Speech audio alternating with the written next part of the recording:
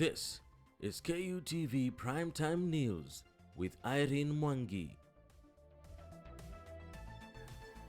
Thank you for staying tuned. Tonight we are talking about COVID-19 mutation and the COVID-19 vaccine.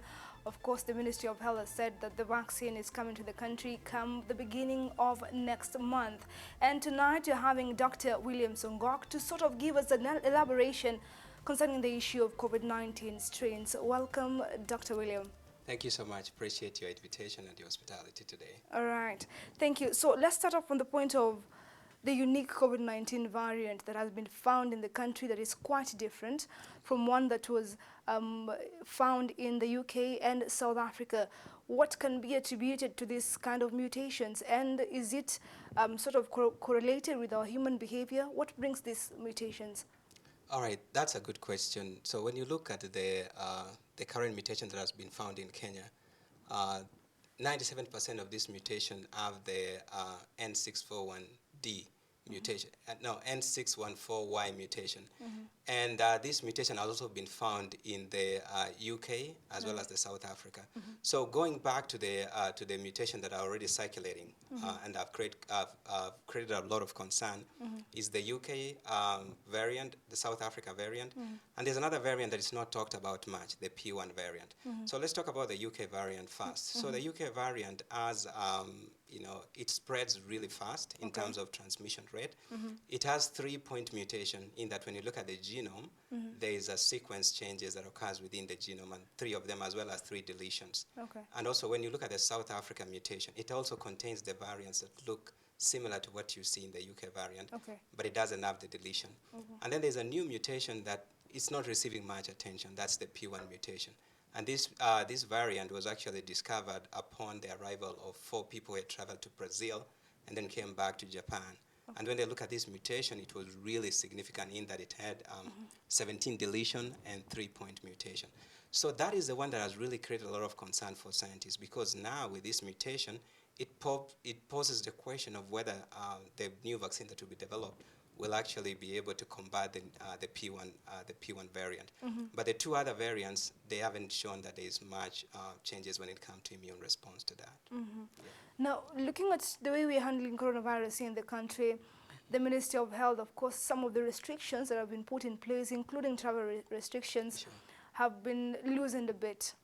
And the concern has been people coming from UK, people coming from South Africa, now we are talking about Brazil and Japan too, could portend a risk to the fight against COVID-19 here in the country.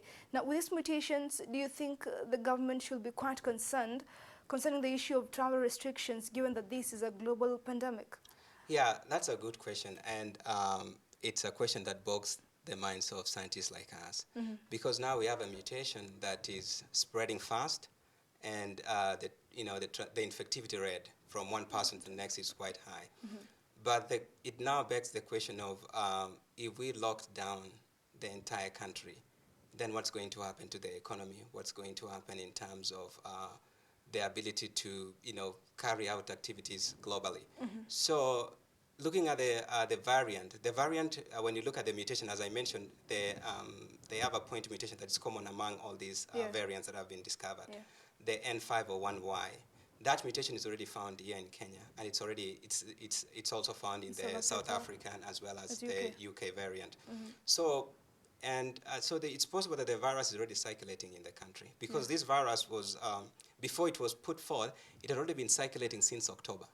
And since October, how many flights have left the country, how many have come in? So there's a possibility that the variant is already here.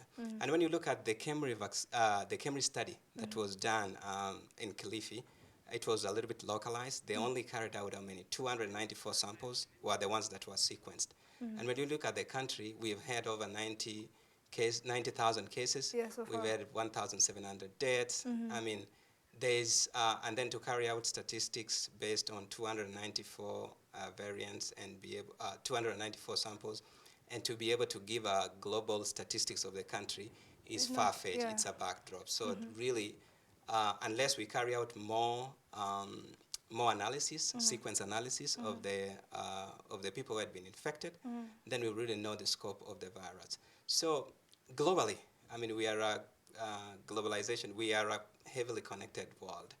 I mean, if we put restriction, I don't know what that's going to do, because, you know, when coronavirus infection started, you know, people thought it's never going to get here. Yeah. But right now, when you look globally, nearly all countries have been infected. About, I think, about 10 countries only have not, you know, haven't had any cases. For instance, I think North Korea, some Samoa Islands, and those countries have very stringent restrictions, as well as, you know, they are very small, so they can easily contain and manage and maintain it. Yeah. All right. So the big question to many Kenyans has been, does this mutation affect the virus potency in human? Do we now say that now the vaccine coming, it will not really help given the mutations that we are seeing, and it is spreading quite fast? Yeah. Is there a linkage between the two? Should we be worried as a country? Sure. I mean, let's talk first about the vaccine and the ability of the new variant to be resistant, so to say, to the vaccine. Okay.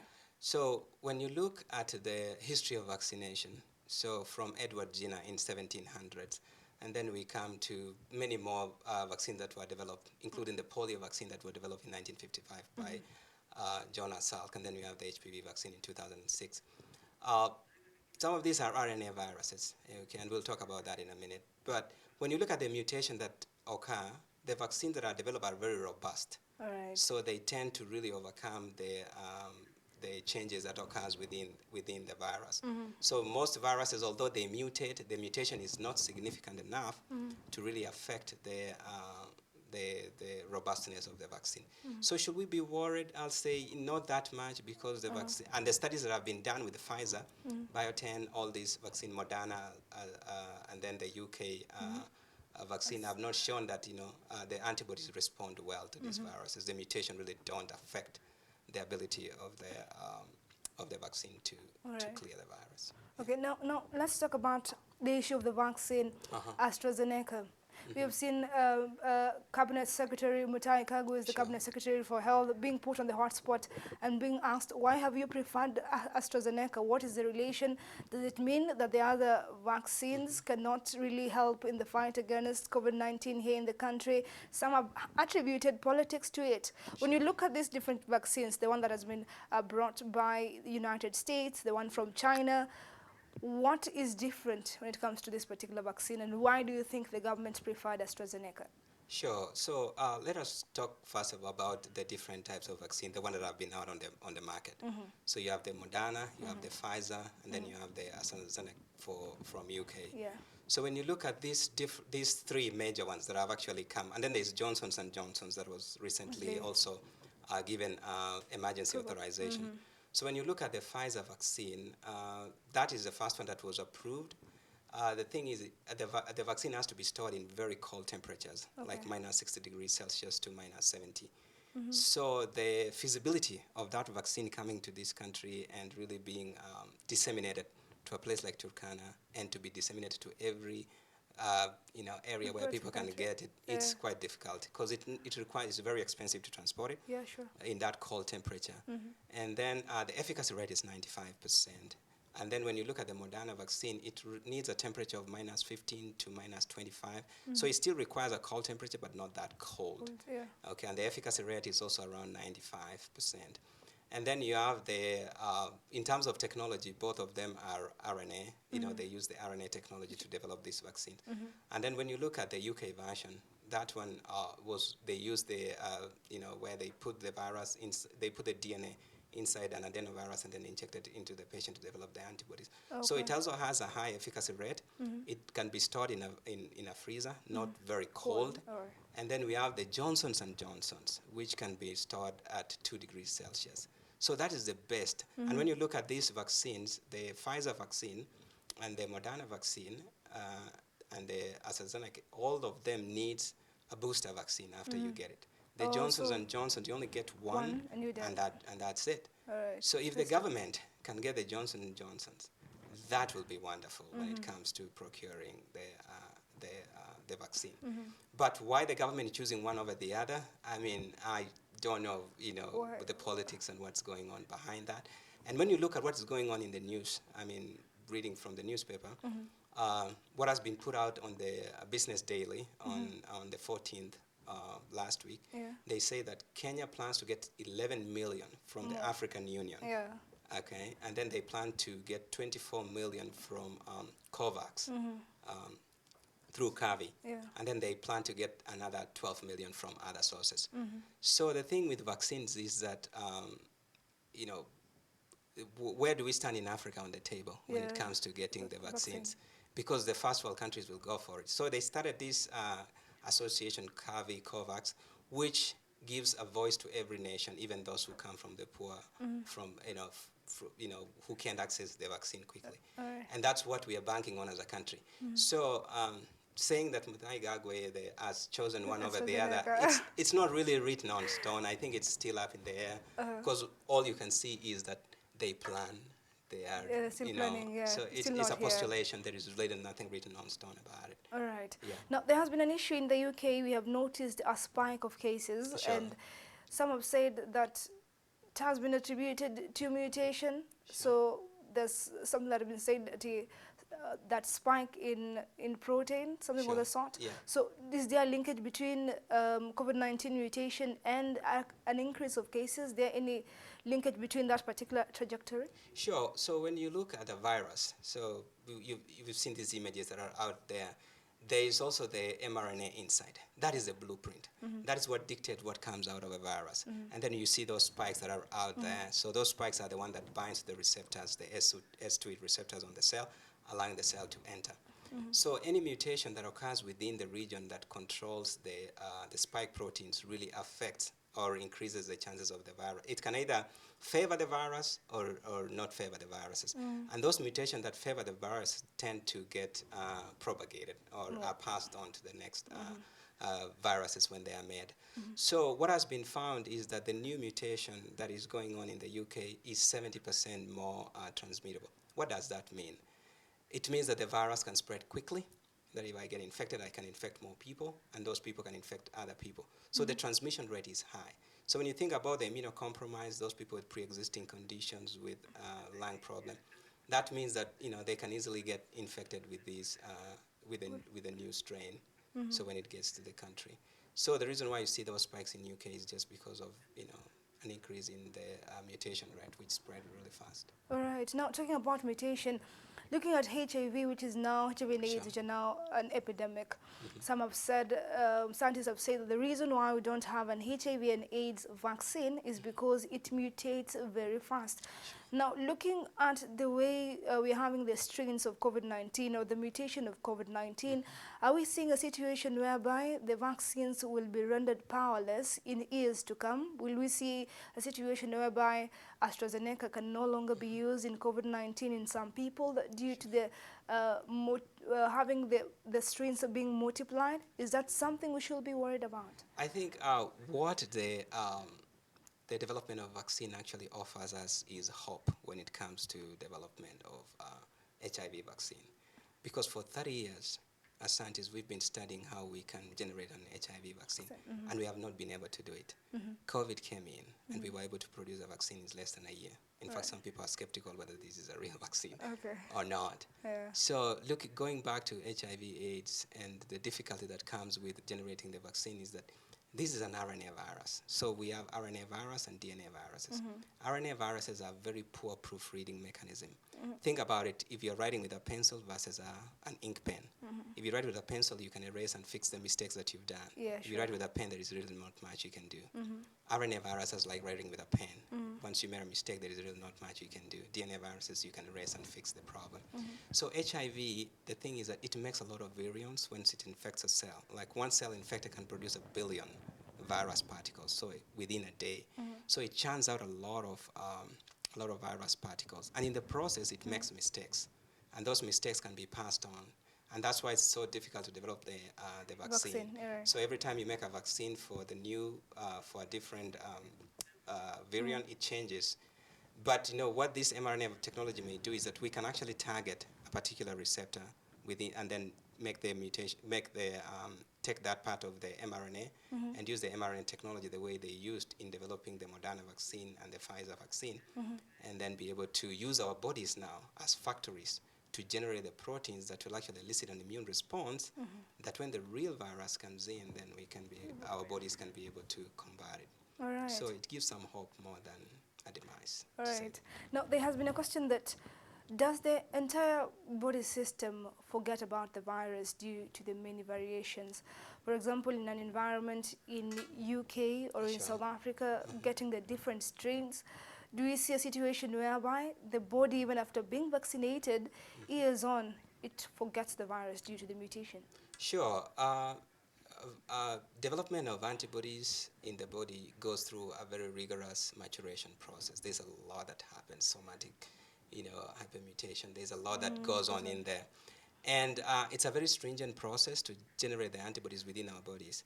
So in terms of the body forgetting a particular virus, after a while, forgetting that it had seen this virus is quite unlikely. You can look at the history of vaccine development, as I mentioned. We have some of the vaccines that were developed in the 30s. You have got a measles vaccine, you got the polio vaccine in the 50s, and it's still being used, and it's very effective. So the chances of actually forgetting that it had seen a particular antigen and not mounting an immune response is far remote. So what can happen in that case is that if the virus changes a lot, like that spike protein that is expressed is completely changed. Let's say it was in this orientation, then now it's completely like that. Then it becomes totally different and the body cannot recognize it. So it's kind of, I really don't know who you are at this point. So there's not a strong amount immune response that I'm going to mount on that. So it's mostly the mutation that drives the changes. And if those changes are very significant, then the body has to develop pretty much different antibodies against that new infection. Now, let's talk about the vaccines. The Ministry of Health has said that come next month, February, we'll be having 24 million doses from COVAX. Also, we're having 11 million more doses from the African Union and 12 million more from other partners. Now, the question has been, how well are we able to create herd immunity with this particular vaccine? Scientists have said that 60% of people being vaccinated might create a herd immunity in the country. Looking at the number of doses we are receiving come next month, is herd immunity too far-fetched for us as Kenyans? Sure. I think next month is being overly optimistic when we say that we're getting vaccine next month. Look at United States, for instance. I mean, they have the two major companies that produce the vaccine. They have vaccinated less than 200,000 people. Okay, and for that vaccine to get to us that quickly is far-fetched, to say the least. So going back to the question of, herd immunity, are we going to get herd immunity from this? So based on the news outlets, as I mentioned, we are planning to get 11 billion from African Union, 24 million from COVAX, and 12 million from other sources. That is just a projection. There is nothing, I don't think there's anything written yet that those are really coming. And if we do so, as I mentioned, the Pfizer vaccine and the Moderna vaccine, you need 2 doses for that. So if we add the numbers, 24 plus 11 plus 12, we end up with 47 million doses is what we're getting. If that is given to Kenyan people divided by 2, then we are looking at about 23 million, and that doesn't hit the threshold of at least 30 million people for us to be able to get herd immunity. So I think we have to find other sources or figure out ways to get to, we need about at least 30 to 35 million to be vaccinated before we get herd immunity. Because herd immunity takes into account that if enough people are vaccinated, then the virus is not going to spread. Like out of 10 people, if 8 people have the vaccine, the 2 who have not been vaccinated can't spread it. Spread it to the other. And if the chance of them spreading to each other is too little. So, and then when you look at Africa as a whole, I mean, COVAX has procured 600 million doses. African population is 1.3 million. And if those doses are to be given twice as it's required, you're looking at 300 million people to be vaccinated in Africa. That is a backdrop, 300, from 1 million, what's going to happen to the rest? It's too little. Yeah. And that brings me to my final question. When you look at the way these vaccines are being distributed, Sure. do you think the low and middle income countries which are here in Africa have sort of lagged behind in terms of the fight against COVID-19? Because even in the UK, even before the vaccine was certified, we saw them replicating them. They were ready to have them get the jabs. But Sure. when it comes to Africa, we are sort of lagging behind in the COVID-19 pandemic fight, given that this thing is a global pandemic. Sure. I think that problem is, several-fold to look at. Our research facilities, we are not there in terms of developing our own capacity to develop the vaccines. Mm-hmm.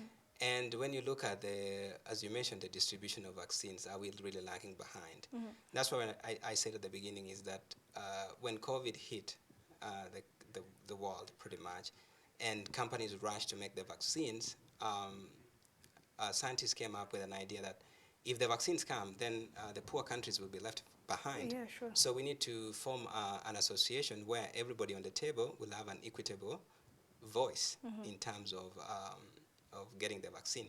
And that's why they started the COVAX, CAVI agencies to be able to help with that.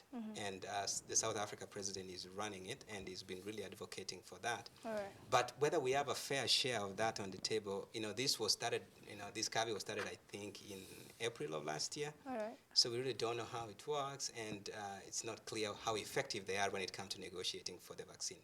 Because at the moment, I may be wrong, but I don't think any country in Africa has actually started giving the vaccines.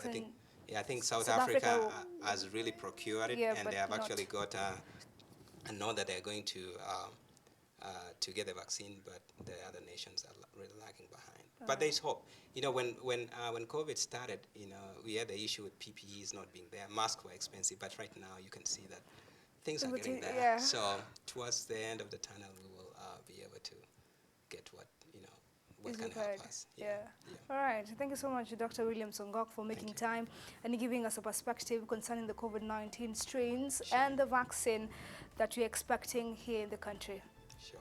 Thank you so much. Really appreciate your invitation. And if the vaccine comes, let's get it. No one is safe until we all get it. Yeah, no one is safe. Sure. We are taking a